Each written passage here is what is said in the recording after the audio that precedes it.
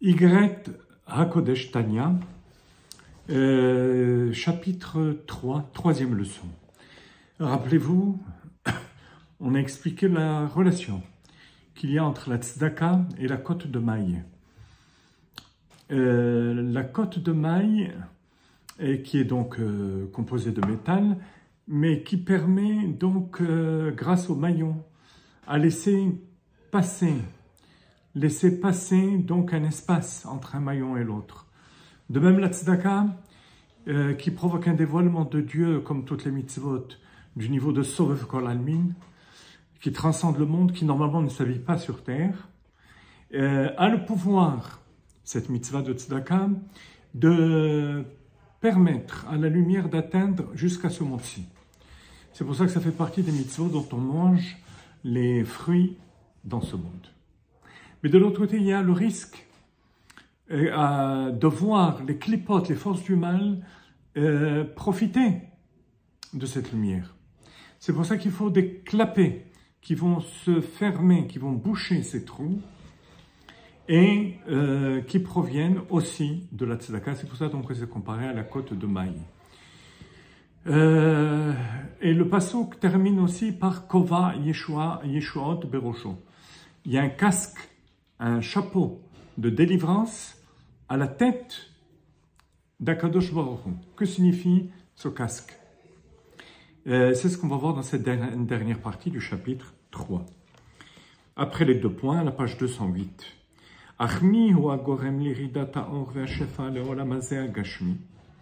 Qu'est-ce qui fait que la lumière va descendre jusqu'à ce monde matériel?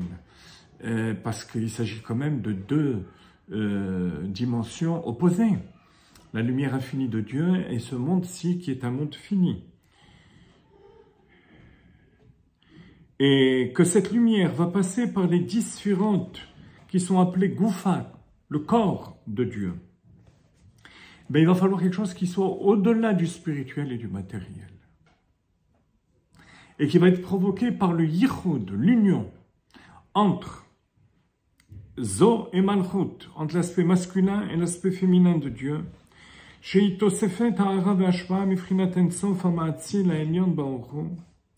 qui est une lumière, qui va provoquer une lumière encore supérieure à Sovev Kol Almin, qui vient carrément de Ensof, de l'infini de Dieu,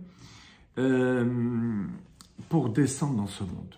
Parce qu'à chaque fois qu'il y a l'union entre deux opposés, entre le fini et l'infini, entre l'homme et la femme, entre le pauvre et le riche, ça provoque un dévoilement de lumière qui est supérieur aux deux. Vous voyez, lorsque le riche donne au pauvre et que le pauvre accepte du riche, ça va être une bracha pour les deux et qui va être au-delà du riche, de la richesse du riche et du pauvre. Et ce qui va amener un bienfait et pour le pauvre et pour le riche. Ou bien l'union entre l'homme et la femme va provoquer un yichud, ce yichud va provoquer un dévoilement de lumière supérieur aux deux. Comme le pasuk dit dans Bereshit, Zachar u'nekeva bera'am, vayivarech otam Elokim. Il les a créés hommes et femmes et il les a bénis. Cette bénédiction du Ensof, c'est ce qui va permettre de procréer. Binyan Adead, une construction éternelle à travers les enfants. Binyan Adead, une construction éternelle, ce sont les enfants.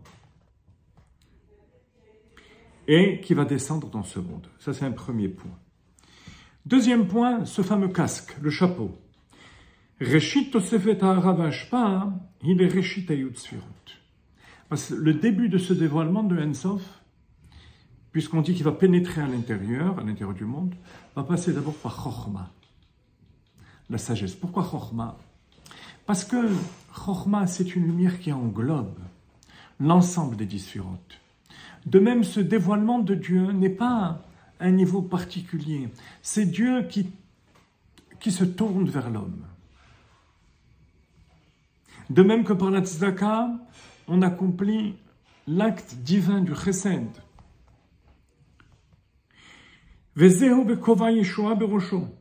C'est pour ça qu'on appelle ce niveau-là le casque ou le chapeau de la délivrance. La racine du mot Yeshua en hébreu est à mettre en rapport à Vayisha Hashem el Hevel vel minchato. Dieu agréa Hevel, Abel, et son offrande. Qu'est-ce que ça veut dire agréer? Agréer, ça veut dire se tourner, être attentif, recevoir, être prêt à recevoir l'offrande de Hevel.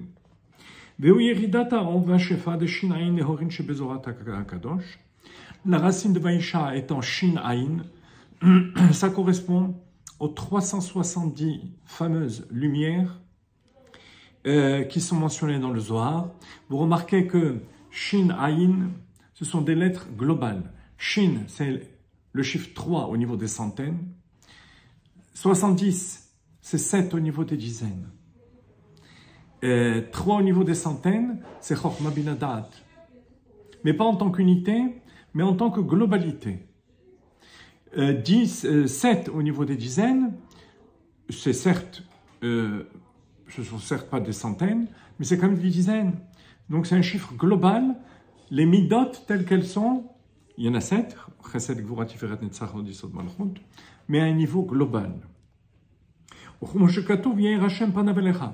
C'est la bracha qu'on donne dans Birkat Kohanim, que Dieu tourne sa face vers toi. Vous voyez, ce n'est pas le dévoilement d'une lumière particulière, d'un bienfait particulier, mais c'est Dieu qui éclaire toute sa face vers l'homme.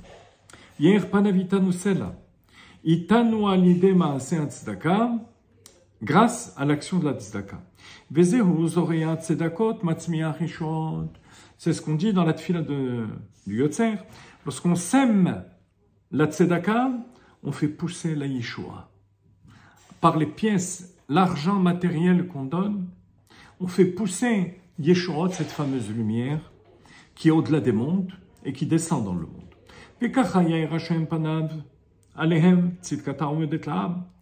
De même, Admour HaZaken qui se tourne vers ses chassidim pour donner leur contribution aux pauvres d'Eretz Israël, il leur souhaite aussi d'avoir une telle bracha, donc comparée à la Yeshua, la délivrance de Dieu, Matzmer Keren Yeshua, Tzemach Tzedaka Me'akova Yeshua Anal, qui vient de ce casque, Kenefen Shtidre chez nous, vous, donc, chez qui je cherche le bien et la bracha, comme pour ma propre âme. Voilà les bienfaits de la tzedaka, pas seulement chez celui qui la reçoit, mais chez celui qui la donne.